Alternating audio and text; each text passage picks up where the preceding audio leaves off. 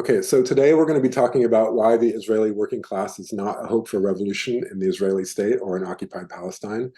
In other words, we don't believe that revolutionary activity by Israeli workers is ever going to be the basis for Palestinian liberation or for a free and democratic society in place of Israeli apartheid. This doesn't mean there might not be a few revolutionary socialists among the Israeli working class. In fact, the author of one of our readings is an Israeli socialist. Or for that matter, a few people or groups among them dedicated to the liberation of Palestine. But in general, we as Marxists don't believe it's worth our effort to try to reach Israeli workers en masse or organize among them. As a broad class, they do not have any revolutionary potential, at least where Palestinian liberation is concerned, but probably not at all. And as a broad class, they are very aligned to the interests of the Israeli state and the Zionist project. Broadly, they do not support a free Palestine, and as things stand now, they never will. Now, this is on the one hand a pretty straightforward argument, but it may at first seem counterintuitive for us as Marxists and Trotskyists. Normally, we view the working class of any nation as counterposed to the interests of their national capitalist classes and governments, and thus the main hope for a revolution in a given nation. This is true even in places where the working class is divided by oppression, such as the United States, where there are sharp dividing lines between black and white workers, and many white workers are racist and very invested in the nation, like they're patriots, But we do believe that significant numbers of the working class in the US can unite, transform themselves, shake off their racial divisions, and make a revolution. And we have to make those arguments against pessimists such as third worldists who don't believe that racial divide can ever be overcome. But we don't think Israeli workers ever can or will unite with Palestinians against the Israeli government and ruling class. So in this case, we're the pessimists, and this is not a moral or affective judgment. It's for really specific material reasons. If there's one thing about Marxism and Trotskyism properly applied, it's that there are exceptions to things, and we have to learn how to identify them in order to avoid pitfalls in strategy. So I'm going to be referring mainly to two texts for this discussion. The first is Not an Ally, a chapter from the 2020 book Palestine, A Socialist Introduction. And the article is by Defna Tir, who is a Brooklyn-based Israeli socialist and anti-Zionist. The other text is No Joint Struggle with Settler Colonialism by our close comrade Brian Bean, a Chicago-based socialist who's joined us in this room before. His piece was published in New Politics in 2021. And this was actually the article that opened my eyes to this exception to the Marxist view of the working class. It really helped clarify my thinking, not only on this issue, but on other things too, when I first read it a couple of years ago. As it happens, Bean's piece is a response to a critique of Tir's chapter by Dan Fisher, and which was also published in New Politics. So her chapter has kind of like stirred up quite a debate about the Israeli working class. So it's proven kind of a valuable text recently. So Tir begins her chapter by reiterating the Marxist view of proletarian revolution. I thought this was such a great and inspiring way to begin this argument, reminding us of our fundamental principles before getting into this exception and the pretty depressing state of things in Israeli class society. Workers are the only class that can overthrow capitalism for several reasons. They are the class that are thrown together in large numbers by the work they are compelled to do by the capitalists. They learn how to work together, and they also learn how to unite against their bosses when they need to make even simple demands for better conditions. In many cases, they learn racial solidarity and gender and immigrant solidarity and so on through this process. Due to the nature of having their labor power exploited, workers are alienated from their work and from society at large. As Tir puts it, they are less attached to the way things are. Most importantly, workers possess power. They run the machinery of society, whether it's actual machinery in factories or espresso machines or digital software and hardware, as in the case of IT. And so if they choose, they can shut that machinery down. So this is a basic principle for us. The way people view their interests tends to be shaped by their objective material conditions. We call this class character. So broadly, very broadly, workers' class character is that whether they know it or not, they're opposed to the interests of the capitalist class, and whether they know it or not, they all have something in common. Okay, and when struggle reaches a higher ebb, then they start learning those things en masse. To counterpose workers, the reason we don't view the petty bourgeoisie as a class with revolutionary potential is because if you're a small business owner, your income derives from your own efforts, or at least that's how you see it, not from labor power you sell to capitalists. You might work by yourself as a plumber or as an artist, or you might have a handful of employees, but you definitely don't see your employees as your equals or your comrades. And you don't have your hands on the gears of society as such. It's not you with your whole class. It's as you see it, it's you versus everyone. You probably have no use for unions or labor struggle. In fact, you're probably against them because you would view them as a threat to you. Like if you're an independent cafe owner, you definitely don't want your 4 employees forming a union. You might even be a nice person. You might do your best to pay your workers above average wages. You might care about climate change or racial justice, but you're going to be against the workers' movement for material reasons because it's against your interests. And you would see organized demands for a wage increase or more benefits as a dire threat to you, you know? So for the petty bourgeoisie, it's a petty bourgeoisie. It's a highly individualistic existence, and that's going to shape your outlook on society. And they will never lead a revolution. This doesn't mean that some of them won't join the revolution, but they won't lead it like workers can. And broadly speaking, when the revolution comes, some of the petty bourgeoisie will join the working class and others will join the counter-revolution. So I make this little detour into talking about the petty bourgeoisie to illustrate class character using an example most of us can relate to. This is more or less the same principle that leads us to give up our hope in the Israeli working class. Their class character, their view of society that's shaped by their material conditions, is a special one in the global context.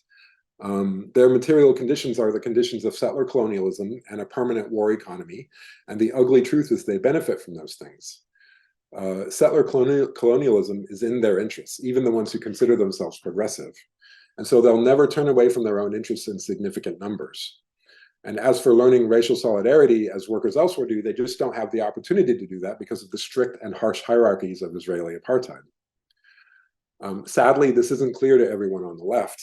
Our own Steve Lee has pointed out that the CWI militant tradition and the US SWP both oppose BDS, the boycott movement that is one of the principal movements in solidarity with Palestinians around the world. And Thier also calls out CWI's US affiliate Socialist Alternative, not the Australian one, and the IMT for also getting this wrong and arguing that BDS is counterproductive. In calling them out, Thier writes, they ignore the facts that the Palestinian people were ethnically cleansed at the hands of Israeli labor, that Israeli workers took their lands at gunpoint, and that rank and file Israeli workers, by and large, hold right-wing positions on the question of Palestinian rights and have overwhelmingly supported the bombardment of Gaza and the continued occupation of the West Bank. The great thing about Thier's essay is that, as Bean puts it, she has a very careful materialist analysis of all this. I should have pointed out that Brian Bean is the co-editor of the book. So that's why he is, that's why he defends her chapter. As Bean puts it, she has a very careful materialist analysis of all this, and also she argues how the factors upholding these backwards attitudes among the Israeli working class have changed over time. In the years after the Nakba and statehood, Israeli workers benefited directly from lots of social stimulus and welfare, a lot of which was based on foreign aid, and also from land being given directly to them by the state, in other words, land theft. There was this kind of Zionist state capitalism, which some mistook for socialism. A lot of people like to mistake state capitalism for socialism. In those years, Israeli workers felt they were partners in this great quote-unquote socialist project of statehood, which was actually this really violent and horrible Zionism. In the more contemporary neoliberal era, after 1973, it worked differently, but with the same results, and we'll get to that. Thier refers to the work of two anti-Zionist socialists, Moshe Makover and Akiva Or of the Israeli Socialist Organization, which is universally known as Matzpen from the name of its newspaper. As far back as 1969, Makover and Or argued that the experience of 50 years does not contain a single example of Israeli workers being mobilized on material or trade union issues to challenge the Israeli regime itself. It is impossible to mobilize even a minority of the proletariat in this way. And on the contrary, Israeli workers nearly always put their national loyalties before their class loyalties. And Thier says that in the 50 years since they wrote that, which is now 54 years, the situation has been the same. And if anything, in that time, the Israeli working class has lurched to the right. She goes on, the material benefits afforded the Israeli working class bond it to the settler colonial state. Therefore, its class antagonism with Israeli capital is subordinated to the cross-class unity against the Palestinians. As Bean puts it, the Israeli working class is a settler colonial active collaborator with Israeli capitalism in the continued ethnic cleansing and occupation project of Israeli apartheid. Despite the actions of some individuals of conscience, the class character and relationship to the state means that as a class, Israeli workers are not allies in the struggle for Palestinian liberation, for democratic rights for all, and for the right of return. This is an unfortunate reality that we wish were different. However, it is folly to base our political strategy on this wish. Why does this matter? According to Tier, because if revolution requires the overthrow of the state, but the Israeli working class is invested in the existence of the Zionist state, then it is an obstacle rather than an agent of revolution. Tier identifies three reasons the Israeli working class stands apart. One, it was a settler working class in the formative years. Two, the 1967 occupation deepened the connection between the working class and the state. And three, Palestinian liberation is opposed to the privileges of the colonizing working class.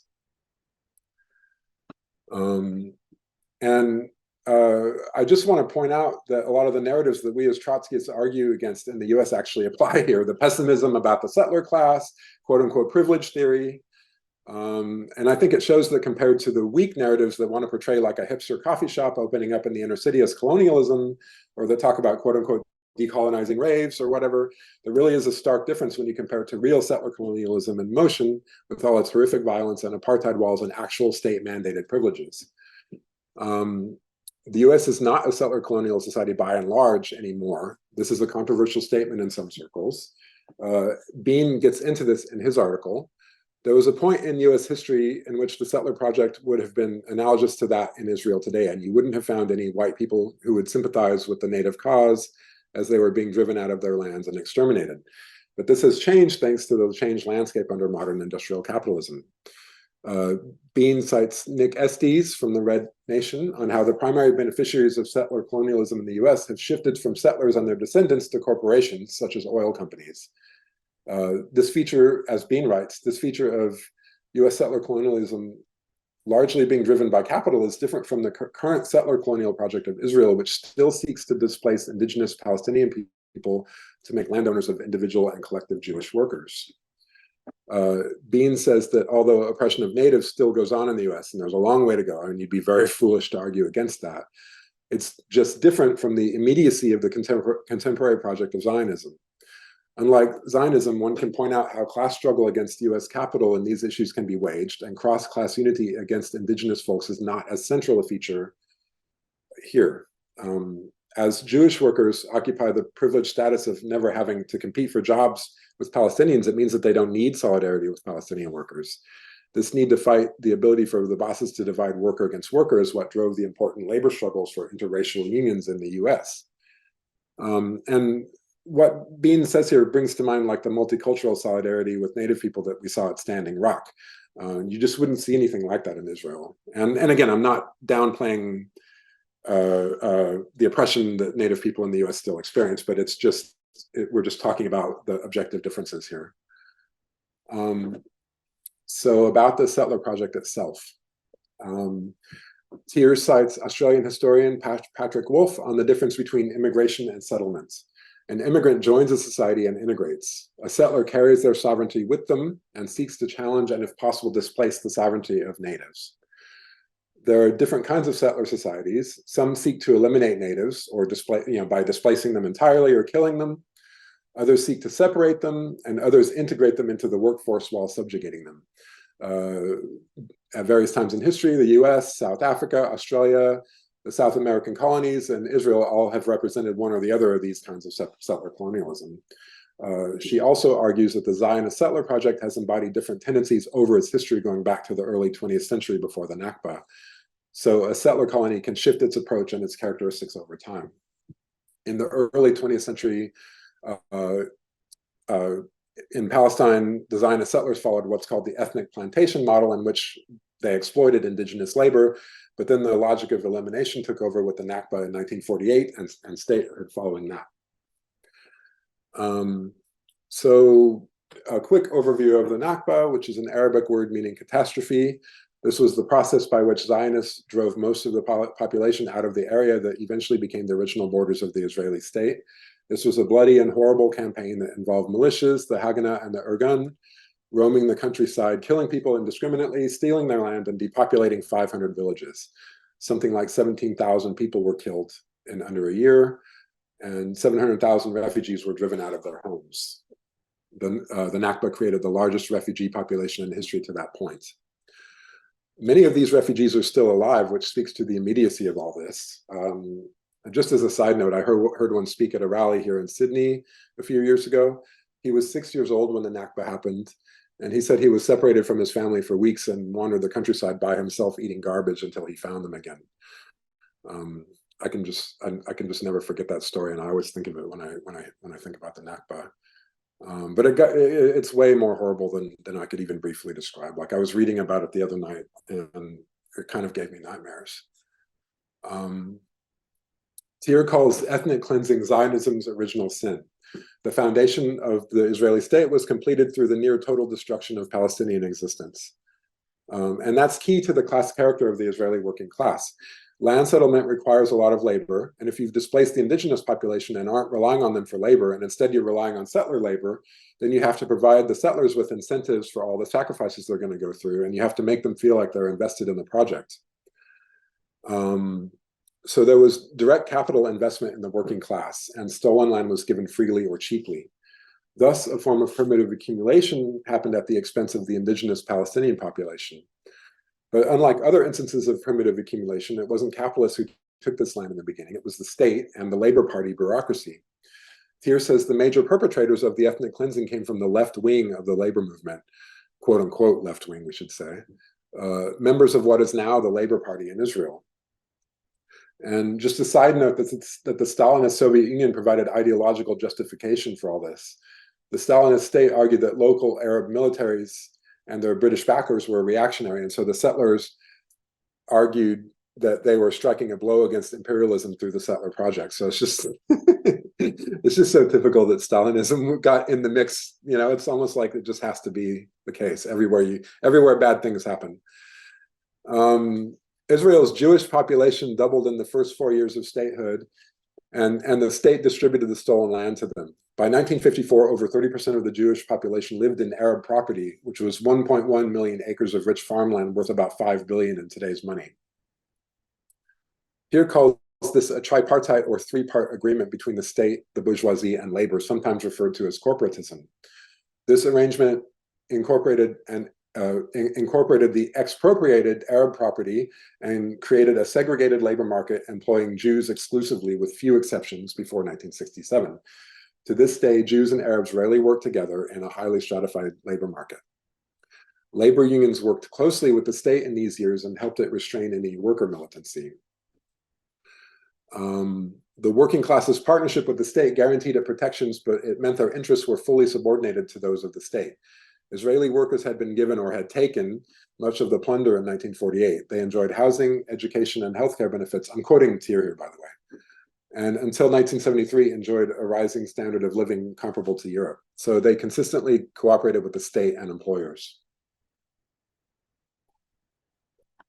So Thier talks about the inter-Jewish racial discrimination that has characterized Israeli society, and this kind of forms an important dynamic in looking at this and looking at all this. There's a long-standing divide between the Ashkenazi Jews, who are primarily of Eastern European descent, and the Mizrahi Jews, who are from the Middle East and North Africa, many of them of Moroccan descent, and they make up about half the Jewish population. Historically, the Mizrahi Jews have filled the lower blue-collar ranks of the working class, and they've done work that's more menial or quote-unquote unskilled, and that the Ashkenazi Jews consider beneath them. Statistically, they have less social mobility and are more likely to be poor. Thier says these income gaps are even greater now because of neoliberal economic policies, and that Ashkenazi Jews tend to benefit more financially from the occupation. But ironically, Mizrahi Jews tend to be more conservative and vocal about supporting Zionism. They are the voter base for the right-wing parties, so there's a widespread view that they are more racist. But Thier points out that at the same time, the primarily Ashkenazi ideology of liberal Zionism is just as thoroughly racist. Thier says the Mizrahi support for the right-wing parties represents a rebellion against the liberal Zionism that has historically discriminated against them. As Thier writes, liberal Zionism is based on the romantic notion of a return to the East, but rejects all Easternism, perhaps with the exception of its cuisine. That includes Eastern Jews. Though Jews of the Orient were often seen as a link to the Jewish mythical past, they were looked down upon by their European brethren. And it's been a long-standing Zionist policy to shun Middle Eastern influences on the culture of Israel. David Ben-Gurion, the first prime minister of Israel, famously said, "The Moroccan Jew took a lot from the Moroccan Arab, and I don't see much we can learn from the Moroccan Arabs. The culture of Morocco I wouldn't want to have here." There was this notion of a civilizing project, an island of European civilization in the Middle East. So you see the way the vicious racism against Arabs works its way into Israeli Jewish society too. Mizrahi Jews tend not to identify as Arab, though. Some of this is because of anti-Arab racism, but it's also because they come from a lot of other places around the region that aren't Arabic, such as Iran. Either way, the end result is that they definitely don't feel any solidarity with Palestinians, and their material conditions are, as a rule, much better than those of Palestinians. They still enjoy many of the benefits of Israeli society. As Tyr says, we cannot underestimate their commitment to Israel.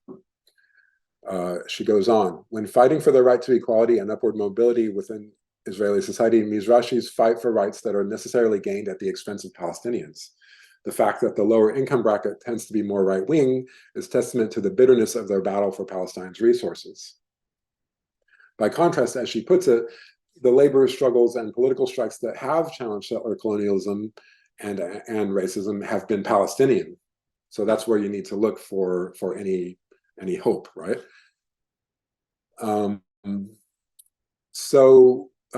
As for occupation and neoliberalism, so the weird state capitalist system that lasted from statehood until the late 60s wasn't really opposed to powerful capitalist elites at all, but served as a cocoon, that's Tyr's word for it, for the capitalist class, especially for the way it kept labor permanently on a weak footing. Once growth slowed down in the late 60s, a recession kicked in, and a small number of powerful capitalist firms that were run by a handful of elite families took control of the economy, and corruption became a standard feature of political life. This coincided with the rise of neoliberalism worldwide. Since then, there has been much more of a class divide. Israeli workers have been among the most exploited on earth, but they haven't given up on the government or the Zionist project, because at the same time, especially after the 1967 war and the seizure of the West Bank and Gaza, there has been a transition to a permanent war economy with the effect of binding the Israeli working class to the interests of the state via this never-ending wartime mentality. As Tyr writes, the 1967 occupation significantly increased Israel's domestic market while providing cheap and highly exploitable Palestinian labor. So it used to be that the labor market was entirely Jewish settlers, and then after 1967, they brought in some Palestinian labor. By the mid-80s, Palestinians made up 7% of the Israeli labor force. This was beneficial to the poorer members of the Jewish working class because it allowed them to advance. Tyr quotes David Hall Katala, who studied the Israeli peace movement. They came to favor the occupation not because they desired to settle the territories, but because the influx of cheap Arab labor meant that many of them no longer had to do the work of Arab riffraff. But at the same time, many of them did want to settle the territories. The occupation also created a new captive market for Israeli products. 70% of Palestinian imports come from Israel. So the occupation was beneficial to that partnership of state, capital, and workers. At the same time, it changed the nature of American aid. Instead of just pouring money into the project of nation building, American dollars were now earmarked for the military. The US also guided the development of deregulation, the cutting of welfare, and other aspects of neoliberal capitalism in Israel. Foreign aid is no longer directly invested in the working class. As Tyr says, Israeli workers are now rewarded through the arms economy. As a result, the state has deliberately maintained a permanent war economy. And for those of us who lived through the 20-year war on terror in the US and Australia, we have an idea of an economy and a culture driven by endless war, but this is even more entrenched, and it's gone on for 55 years. Despite its dependence on US military aid, Israel still has a massive arms industry. It's one of the world's top arms exporters, the second largest as a percentage of GDP and the largest per capita. More than 10% of the economy is directly involved in arms. Another thing that's happening is that with the rise of neoliberalism and the decline of the welfare state, there is more of an incentive for settlement in the West Bank because it's cheaper to live there. The result of all this is that, as Tyr writes, the Israeli economy is deeply involved in a web of expenditure and profit around the ongoing occupation and expansion of settlements. The working class is now directly dependent on the war economy. And this is just a side note, but another thing we argue against elsewhere, but is actually true here, that for all these reasons, the Israeli working class really is a kind of quote unquote labor aristocracy. So long as Israel, as Tier writes, so long as Israel continues to expand, evict Palestinians from lands repurposed for Jews, and retain the land and wealth stolen in 1948, the Israeli working class constitutes a colonizing force and an enforcer of occupation. Even its most oppressed sections demand not democratic rights and equal distribution to all, but rather their own quote-unquote fair share of Zionist plunder. Tier compares the state of things to the economy that forms in a prison town and says we can't expect any more sympathy for the Palestinians than the guards and the inhabitants of a prison town have for the prisoners. She says the denial of freedom to one is the precondition of the livelihood of the other. Now about national self-determination. Tier talks about how Marxists generally support national liberation struggles. We support those struggles, whether in Ukraine or Kashmir or Catalonia or Scotland, because they advance the cause of democracy and the interests of the working class worldwide. But we do make exceptions. Some national liberation struggles have the opposite effect, and she cites how Marx didn't see the Confederate States of America as a legitimate national liberation struggle, but as an attempt by the capitalist class of the South to preserve chattel slavery. Israel is also an exception. As she writes, Israel today is an active settler colonial project that relies on the continued dispossession and suppression of the will and rights of indigenous people. So in his article, Brian Bean delves into the history of Trotskyist positions on the question of national liberation and Zionism. This is a convoluted history that's too much to get into here in detail, and most of Trotskyist history is convoluted, right? Just the broad strokes. In the 1940s and 50s, when Palestine was being invaded and colonized, there was a disagreement between the Fourth International, or the Orthodox Trotskyists, and the Workers' Party and the International Socialist League in the US. Workers' Party / International Socialist League. The former, the Fourth International, argued in favor of Palestinian independence, more or less correctly from our modern view. And their position was influenced by the Palestinian-born Jewish theorist Tony Cliff, whose work we rely on in many areas. But the latter organization appallingly supported Zionism as a form of national liberation struggle. Hal Draper, a theorist with the WP/ISL, and by the way, whose work we've also relied on, is notorious for the polemics he wrote defending Zionism during this time period. Though he contributed a lot of brilliant work, and if you stick around Democrat Communist, you'll definitely read some Hal Draper. This is really a stain on his career. In his writings on Palestine and Zionism, he promoted a really wooden understanding of the sanctity of any national liberation movement. He somehow had himself convinced that socialism could result from the Zionist project. His ideas about the Zionist state being a civilizing influence on the region were shockingly dismissive of Arab culture and history and self-determination, and basically racist. And he didn't use that term civilizing influence, but that's the essence of it. He talked about like superior culture and things like that. Worst of all, he hardly considered the Palestinians or the ethnic cleansing they had suffered at all in his writings. So that's just a little kind of side note about how Trotsky got it wrong in the past at the time, and it's kind of just shameful to think about. And it just goes to show you that we can be wrong, and we need to evolve on certain issues. We need to read the terrain and look at what's happening, right? Now about leftist social movements in Israel. Both Tier and Bean talk about how the handful of social movements in Israel's history that were exceptional and that they address internationalism or Palestinian rights. The Israeli Black Panthers, which were a Mizrahi organization that agitated in the early 70s and were influenced by Matzpen, were an example. Their work was laudable, and it's telling that they faced some of the most brutal repression of any political movement by the Israeli state. But according to Tier, even they largely sidestepped the question of Zionism. And Bean writes, movements like the Panthers and these others have continually, for the entirety of the existence of the state of Israel, not resonated with the Israeli working class, and the Israeli left has played a role in politically supporting and carrying out the occupation. Bean says, we don't deny that there exists a small peace movement in Israel that protests the more egregious overreaches of Zionist occupation. And Bean points out protests against the apartheid wall, for example, but I think you could also include the few people out there protesting the current genocide. This activity, as Bean says, is welcome and positive, but the Israeli peace movement has not only been marginal in Israeli politics on the level of working class organization and political parties keeps drifting rightward. And he is similarly dismissive of the social potential of the anti-draft movement, which is at most a few dozen resistors a year, as courageous as they are. You know, like we love what they're doing, but they're not making a social movement, right? Tier talks about some of the leftist protest movements that have sprung up in recent years against Israeli neoliberalism and the corruption of the far-right governments, and which have been influenced by the Arab Spring. She talks about how even though many of the demands have been left-wing, there has still been a strong nationalist tenor to these protests. Lots of Israeli flags and slogans like long live the Israeli nation. She describes an incident in 2017 where a handful of activists raised signs calling for BDS and they were attacked by a mob in the crowd and chased away. So that's pretty much the state of things. That's like a metaphor for the Israeli left. She was writing before the book's publication in 2020, before the massive protests earlier this year against the judicial reforms that were seen as threatening democracy in the country. But I think the analysis should be the same for that movement too. Many criticize those protests by asking the simple question, what kind of democracy are you actually demanding if it doesn't include Palestinians? So Tier's concluding argument is that it's Palestinian nationalism that really advances democracy in the region, and democratic movements against the Israeli state are what advance the liberation of the international working class.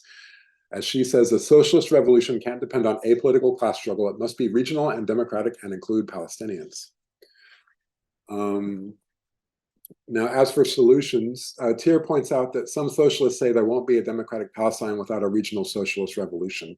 And I think that would be our position. We can get into that in the discussion. Tier concedes that the future of a Palestine is closely tied to the future of the region. She argues that it's not fair to minimize Palestinian demands and struggle for a democratic state in the meantime.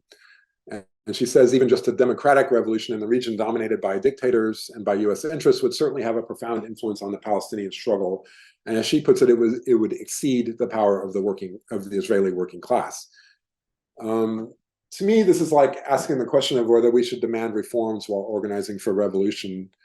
You know, okay, Tier says Arab workers made clear during the Arab Spring of 2011 that they yearn for democracy. A single state in which Jews and non-Jews have equal rights creates the possibility of the foundation of a multiracial working class. I think she's probably a bit optimistic. I think what she's describing is actually going to take a social revolution. I don't think it's going to happen through a struggle for democracy like we've seen in the Arab Spring. I think it's going to take a lot more than that. But I think in general, it's very good that she puts all the weight on Palestinian struggle. Tier ends on a paradoxically hopeful note in which she reiterates that it is possible in the future that the Israeli working class could one day change and turn against the apartheid state, but only through the activity of Palestinians and their struggle for liberation. She writes, the struggle for a democratic Middle East has the most potential to change the character of the Israeli working class from a counter-revolutionary force to a potentially revolutionary one. It should be obvious that Israeli workers aren't incapable of solidarizing with Palestinians from a human perspective, but because of their material conditions. So she argues that if apartheid were smashed through a revolution, whether it's democratic or socialist, like I said, I think she's a bit optimistic about the former. Then it's after that fact that we could that the Israeli working class might actually change. But she reiterates that our focus should be on building ties with those naturally allied to the international working class, the Arab working class.